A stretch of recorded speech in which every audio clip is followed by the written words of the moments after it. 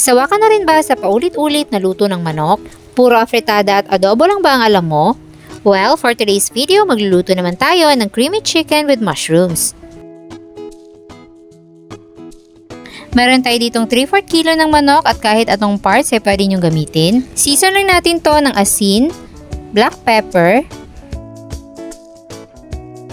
at paprika powder.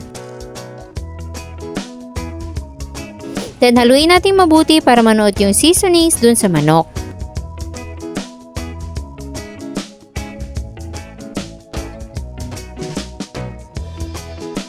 Tapos i-rest lang muna natin yan for at least 30 minutes. After 30 minutes, ipapan-fry naman natin by batch yung ating marinated chicken.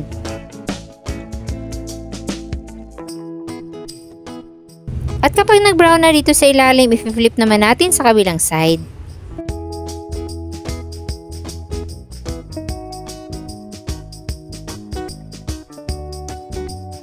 Kapag nag-brown na both sides, hanguin lang muna natin at i-set aside at isunod na yung mga natitirang manok. Kapag na-pan-fry na lahat ng manok, magigisa na tayo dito ng sibuyas. Dito lang din sa kaparehong kawali na pinaglutuan natin ng chicken. Then, isunod na natin yung bawang. Kapag aromatic na, igisa naman natin yung mushrooms.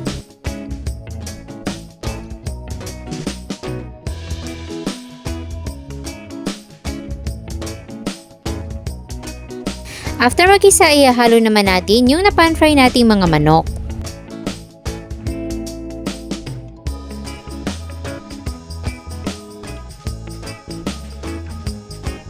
Tsaka tayo maglalagay ng tubig at papakuluan natin to hanggang sa ma-fully cook. Maglalagay din tayo ng 2 tablespoon ng toyo.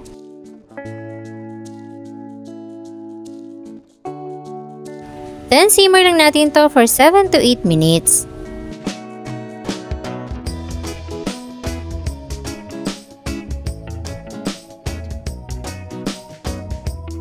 After 8 minutes, flip din natin sa kabilang side para masigurong lutong-luto lahat ng parts.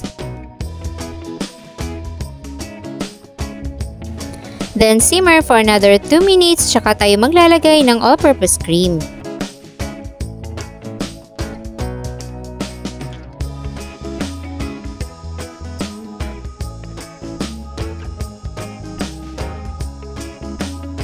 Simmer ulit natin to for 3 minutes. Then titimplahan natin yan ng konting all-in-one seasoning at mas marami pang black pepper.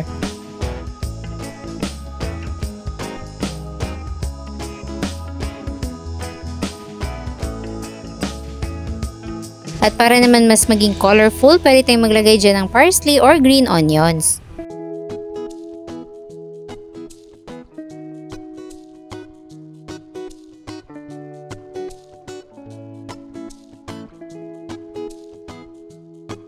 At ayan, ready na ang ating creamy chicken with mushrooms. Kaya kung sawa ka na sa paulit-ulit na luto ng manok, well, panahon na para masubukan mo naman to. Madali lang gawin at konting ingredients lang din ang kailangan. Mayroon din tayong listahan ng mga ingredients dyan sa baba kung gusto nyo magluto para hindi na kayo mahirapan. Sana'y nagustuhan nyo ang ating chicken recipe for today. Enjoy!